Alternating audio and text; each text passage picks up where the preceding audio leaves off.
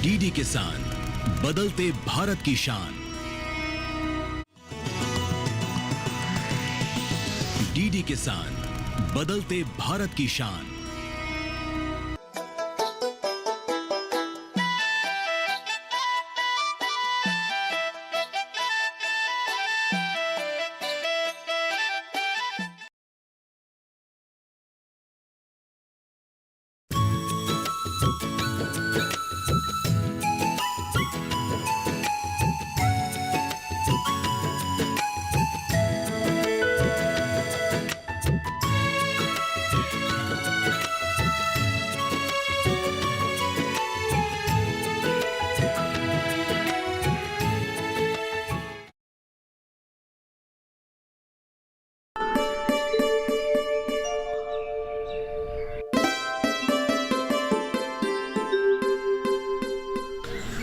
सुधीजनों, ये रजत बरुआ है। इन्हें हमारे अस्पताल में चिकित्सक के रूप में नियुक्ति मिली है। पिछड़ा गांव होने की वजह से पिछले 2 सालों से हमारे यहाँ कोई डॉक्टर नहीं था। इस क्षेत्र के मरीजों की हालत बदतर हो गई थी। आपके योगदान के कारण हम लोग बहुत ही आनंदित हुए हैं। गांववासियों के स्नेह की निशान के रूप में इन्हें एक फुलाम गांव से अभिनंदन करते हैं।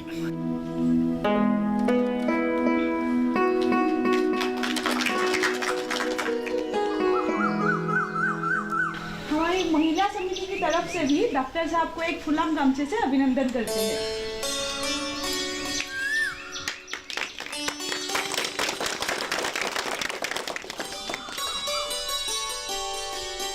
मेरा इस तरह सम्मानित करने हेतु मैं आप सभी के प्रति आभारी हूँ। एक डॉक्टर होने के नाते लोगों की जो मदद करनी चाहिए मैं यथासंभव करूँगा। मैं आशा करता हूँ आप लोगों की सहायता और सहयोग मुझे मिलेगा।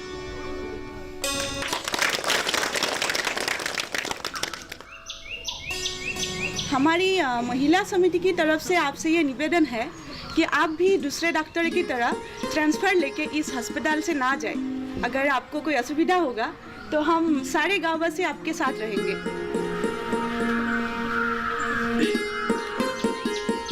आप लोगों से मिलकर मुझे बहुत खुशी हुई। आशा करता हूँ मैं आप लोगों की अच्छी तरह से सेवा कर पाऊंगा। डॉक्टर साहब हमारे गरीब गांव के लोगों की सेवा के लिए यहाँ आए हैं। आपको आशीर्वाद देने के अलावा हमारे पास कुछ नहीं है। लेकिन एक बात है, शहर से इस जगह तक डॉक्टर कैसे आना जाना करेगा, क्योंकि हमारा अस्पताल में कोई सरकारी आवास नहीं है।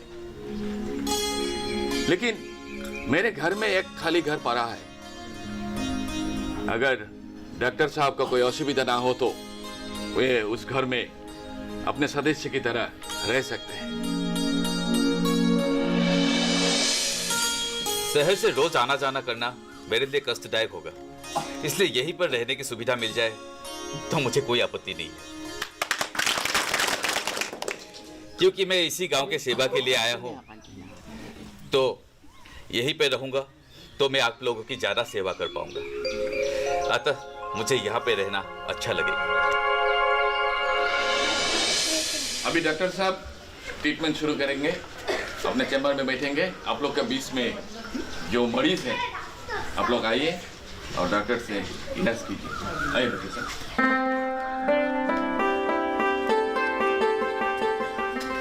ये आप करो। आइए।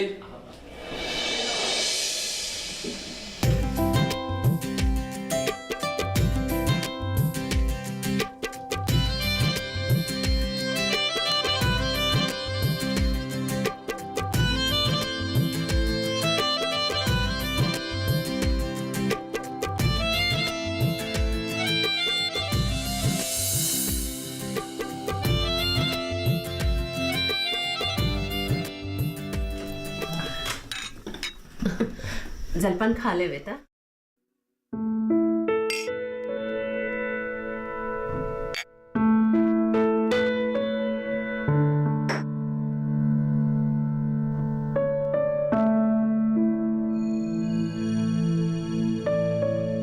गांव में इस तरह से जलपान का स्वाद लिया जा सकता है, हमारे शहर में तो मिलता ही नहीं।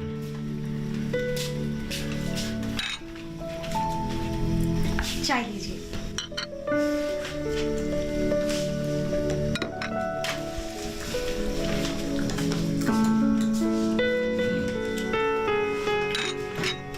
ये मेरी एकमात्र बेटी है जैनब। जी नमस्ते। नमस्ते। बीए पास करके घर में ही बैठी है। कौन से कॉलेज से डिग्री की है आपने? Cotton college. जी मैं भी कटनियन मेडिकल में सीट मिला तो वहां दाखिल हो गया। आपने एमए क्यों नहीं की? मैंने एंथ्रोपोलॉजी से मेजर लेके पास की है, लेकिन यूनिवर्सिटी में सीट नहीं मिली, इसीलिए आइडल से प्राइवेटली एमए करूंगी। बिल्कुल सही सोचा आपने। आजकल ऐसे ही बैठ के कोई फायदा नहीं, कंपटीशन का युग है। तुम अकेले अपने लिए खाना बनाओगे, उससे तो अच्छा है हम लोगों के साथ खा लेना। अगर तुम्हें बुरा ना लगे तो। नहीं नहीं, मैं अपना खाना खुद बना सकता हूँ। मैं कई सालों से अपना खुद का खाना खुद बना के खा के आया हूँ। हमारे घर का पकाया खाना खाने से डॉक्टर जी का पेट नहीं भरेगा, इसीलिए हमारे घर का बना खाना खाने की इच्छा नहीं है। और वैसे भी शहर के लोगों की तरह स्वादिष्ट खाना बनाना हम लोग तो जानते भी नहीं। मैंने ऐसा तो नहीं कहा, मेरे मन में सभी लोग एक समान हैं। मेरे लिए आप लोग व्यस्त हो जाना मुझे अच्छा नहीं लगेगा, इसलिए ऐसा कहा। अगर हमें अपना मानते तो निश्चित रूप से इस तरह मना नहीं करते। मन में बेचैन कर खाने से बीमार भी पड़ सकते हैं। और एक बात, डॉक्टर होने के नाते खास नीति नियम भी होंगे। ठीक है, आप अपना खाना खुद पकाकर खाइए। आप लोग मुझे गलत समझ रहे हैं। मेरे खाने पीने का ऐसा कोई नीति नियम नहीं है। भूख लगने पर जो भी मिलता है खा लेता हूँ। अस्पताल से रोगियों को देखकर कब घर आ पहुंचूं उसका कोई ठिकाना नहीं है। रोगी जब भी बुलाते हैं मुझे जाना पड़ता है। रोगी देखकर आने के बाद तुम खाना कैसे बनाओगी? अस्पताल में रोज ही रोगी का संख्या बढ़ती जा रही है। खाना तो हमारे यहाँ ही खा लेना। अगर तुम्हें ऐसे ही खाना अच्छा नहीं लगे तो कभी कभी एक दो सामान ला कर देते रहना। आपकी आज्ञा में कैसे डाल सकता हूँ?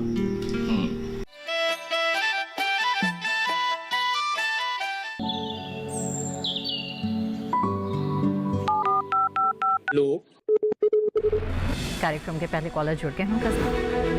इस बीच हमारे पास कुछ ईमेल्स भी आए। सवाल पूछिए अपना। कैडेट में जो मकान पैदा करेंगे, इनमें कौन सी सावधानी बरतनी है? गर्म इलाकों के लिए आप HRM 99 इनसे आप कुछ फल ले सकते हैं। जैस्मीन के पेड़ पे जैस्मिन, फल निहाय। उसको पूरी खुली धूप चाहिए। फसल में कीट लगा हो या कोई बीमारी, पशुपालन में हो कोई दिक्कत या चाहिए कोई जानकारी, फोन उठाइए, नंबर मिलाइए और कहें हेलो किसान।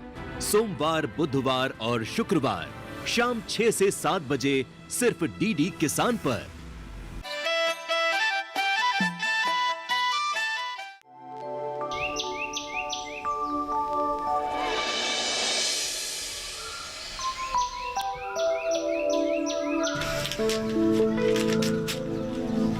मैंने दवाई लिख दी है, सही समय पर इनको खिलाते रहिए। हाँ, चिंता की बात नहीं है, कुछ ही दिनों में ठीक हो जाएगी। सर, हम लोग बहुत गरीब आदमी हैं, तो आपको फीस के बारे में नहीं देंगे। अरे नहीं, आप मुझे क्यों फीस दे रहे हैं? मैं एक सरकारी डॉक्टर हूँ। रोगी की चिकित्सा करने के लिए मुझे सरकार से वेतन मिलती है, फिर आप मुझे क्यों फीस दे रहे हैं? पहले भी जो डॉक्टर आए थे, घर जाकर दवाई लिखा लाने पर भी फीस देना पड़ता था। अगर फीस देने पर ही दवा लिखेगा तो गरीब रोगी कैसे इलाज कराएंगे? ये तो चिकित्सा सेवा के नाम पर एक तरह का शोषण है। जब भी डॉक्टर का मन आप जैसा उदार होता तो रोगी डॉक्टर के अलावा किसी और की पूजा नहीं करता। सरकारी चिकित्सक का रोगी से फीस लेना अनीति का कार्य है। मैं कभी भी अन्यायपूर्वक रोगी से फीस नहीं लेता। इन पैसों से दवाई खरीद कर रोगी को अच्छी तरह से खिला दें। मैं चलता हूँ। आपको किस भाषा से धन्यवाद दे सर। अल्लाह आपको सलामत रखे।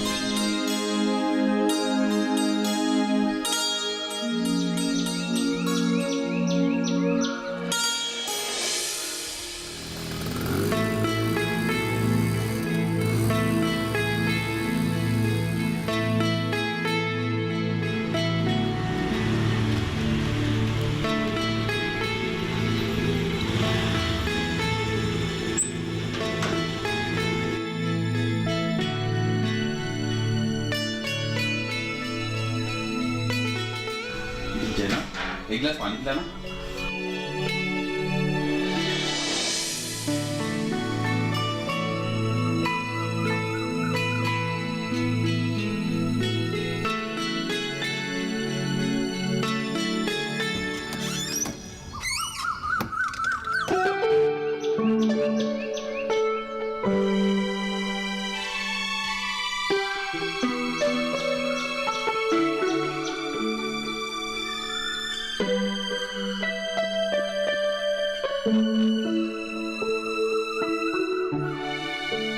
क्या मुंह क्यों फुलाए रखी हो? क्या गलती हो गई? डॉक्टर हो इसका मतलब ये तो नहीं कि बिना खाए पिए घर घर जाके बीमार देखते फिरो। ये किस चिकित्सा शास्त्र में लिखा है बताओ तो। आज मुझे बहुत रोगियों के घर जाना पड़ा, इसलिए दोपहर में खाने की बात ही भूल गया। क्या आपको पता है इस घर में आपके इंतजार करते करते और कोई भी बिना खाए पिए बैठा रहता है? सुनो, डॉक्टर और दैनिक मजदूरी करने वालों का खाने का कोई ठीक समय नहीं होता। कहाँ खाना पड़े कुछ कहा नहीं जा सकता। तुम फिर क्यों मेरे इंतजार में बिना खाए पिए बैठी हो?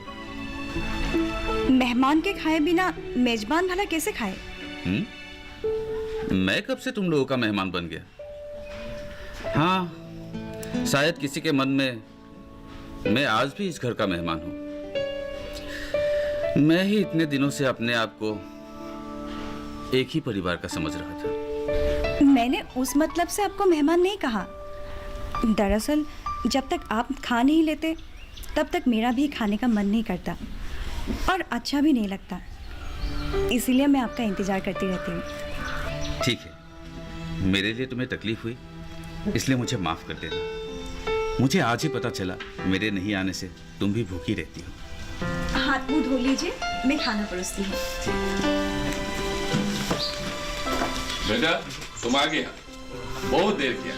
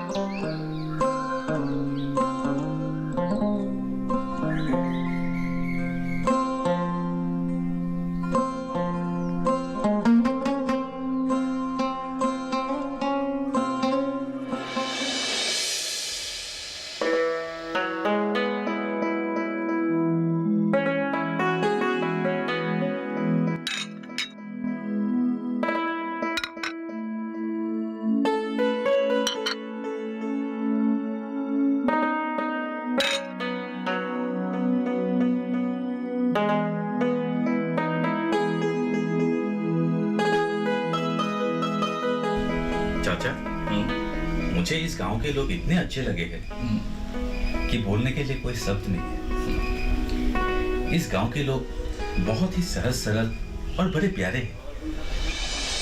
हाँ बेटा, हमारे ये गांव बहुत पुराना है। पुराने जमाने से हम सभी लोग मिलजुल कर एक साथ रहते हैं। हमारा गांव में 4 बस्ती है। इतना पुराना गांव है, फिर भी पीने के पानी का कोई व्यवस्था नहीं, यातायात का कोई व्यवस्था नहीं। कठोर मेहनत से लोग चल रहे हैं। हाँ बेटा, अगर सब बात कहो तो बहुत बात हो जाएगी। मेरे दादाजी ने आजादी के लिए तथा लगान वृद्धि के विरुद्ध आंदोलन करने के लिए पत्थरघाट गए थे। वहां ब्रिटिश के गोली लगने पर शहीद हो गए। तुम पत्थरघाट के रंग के बारे में शायद सुना होगा। पत्थरघाट की कहानी मैंने सुनी थी। ब्रिटिशों की गोली से 140 किसानों ने अपने प्राण गंवाए थे, ऐसा मैंने पढ़ा था। सभी मृतकों को ब्रिटिश ने एक तालाब खोदकर दफन किए थे। हमारे किसानों के सपने सपने ही रह गए। चाचा, सरकार ने हमारे गांव वासियों के लिए कई प्रकार के योजनाएं बनाए हैं। हमारे गांव के अधिकांश लोग शायद इस बारे में विस्तार से नहीं जानते हैं, इसलिए पिछड़े हुए हैं। बात तो सही है।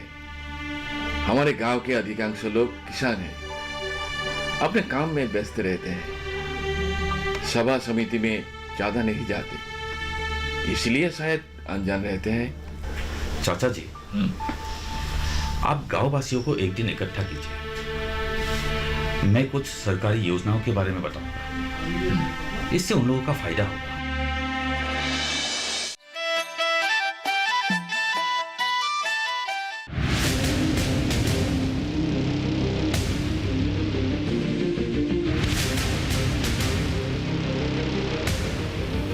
जब तपती है धरती, सूरज उगलता है आग, ठंड में जब सर्दी जमा देती सबके हाल, सब छुप जाते अपने अपने घरों में, तब बाहर निकलता सिर्फ एक इंसान, भरने के लिए हम सबका पेट, खून को पसीने की तरह देता बहा, थक जाता, झुलस जाता, हो जाता बीमार, तब उसकी सेहत का ध्यान रखता सिर्फ डीडी किसान।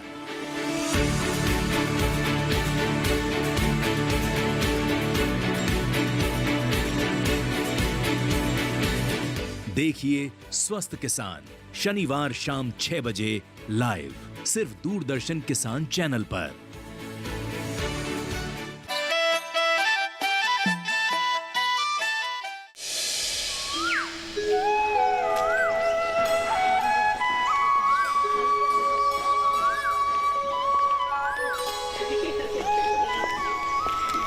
अच्छा, तो अब हम चलते हैं। हाँ। अरे डॉक्टर साहब का कैसा हाल है? ठीक है। सुना है डॉक्टर साहब का इलाज बहुत अच्छा है। जिन्होंने भी उनका दवा खाया है वो ठीक हुए बिना नहीं रहता। और सुना है वो मरीजों से कोई फीस नहीं लेता है। हाँ। और हाँ, गरीबों से पैसा भी नहीं लेता है। और सुना है वो दिन रात मरीजों की देखभाल में लगे रहते हैं। तुम लोग जिस तरह से डॉक्टर के गुण गा रहे हो, अगर डॉक्टर को पता चला तो सीधा तुम दोनों के घर पहुंच जाएंगे। गुनी का गुण गाने से दोष नहीं लगता। तुम्हारा नसीब अच्छा है कि ऐसे लोगों का खिदमत करने का मौका मिला। नेक बंदे के ऊपर अल्लाह का रहमत हमेशा होता है। अल्लाह उन पर रहम करे। जैनब, तुम अपने मन में अन्ना विचार मत लाना। समधर्मी हो तो कोई बात नहीं, अन्ना रूप से सोचना गुनाह होगा। फजीर की नमाज से लेकर मगरिब तक रोगी की सेवा करने वाले आदमी के बारे में अन्ना को सोचना भूल होगी। अच्छा, अब तुम लोग जाओ। हाँ। मैं भी चलती हूँ।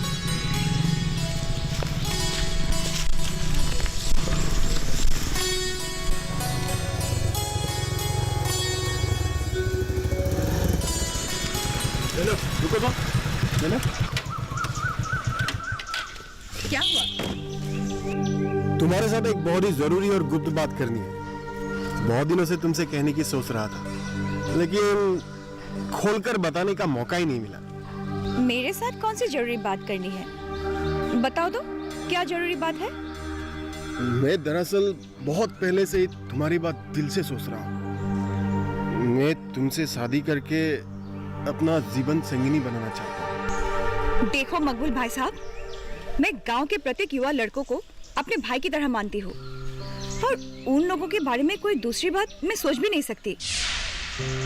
इसके अलावा पढ़ाई खत्म करने के बाद मैं गांव के गरीब लोगों के लिए, उनकी उन्नति के लिए कुछ करना चाहती हूँ। तुम ये सब निरर्थक चिंता मत करो। लड़कियां भला क्या समाज की परिवर्तन करेंगे? तुम्हें मेरा बनना ही होगा, नहीं तो मैं तुम्हारी शादी कहीं भी नहीं होने दूंगा। मेरे अब्बा के पास धन दौलत की कोई कमी नहीं है, तुम्हें सिर्फ हाँ कहने की जरूरत है। केवल धन संपत्ति सब कुछ नहीं है, ये तो क्षणिक है। तुम अब एक अनुभूति त्याग करो और बीए की परीक्षा पास कर जाओ। इसके बाद यूनिवर्सिटी में पढ़कर नाम करो। इसका मतलब मैं कभी फेल होने के कारण तुम मेरा मजाक उड़ा रही हो? सुनो, मैं तुम्हें अपना बना कर ही रहूंगा। तुम तो झूठ मूठ ही गुस्सा हो रहे हो। मैं तुम्हारा मजाक नहीं उड़ा रही हूँ। तुम बस पढ़ लिख कर उपयुक्त हो जाओ और मेरी बात दिल से निकाल दो। वैसे भी शादी विवाहों में मेरा कोई आस्था नहीं है, और अगर शादी करूंगी भी तो मैं अपने किसी मनपसंद लड़के के साथ ही करूंगी। ठीक है, देखा जाएगा कौन सी नदी किस घाट से बहती है और कहाँ का नाविक आकर परिचित घाट में नाव चलाता है।